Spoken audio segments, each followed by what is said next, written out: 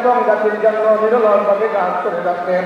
আল্লাহ অতি তাড়াতাড়ি এই দেশে এসে বাবার মতো মায়ের মতো যেন দেশ এবং জাতির খেদমত করতে পারে তৌফিক দান করে দাও।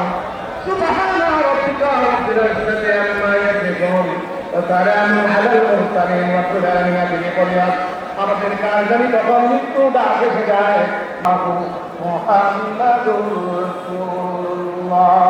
আসসালামু আলাইকুম ওয়া রাহমাতুল্লাহ।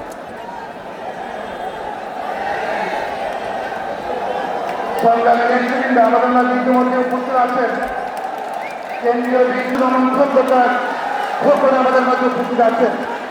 এই পর্যায়ে বক্তব্য সংগ্রামী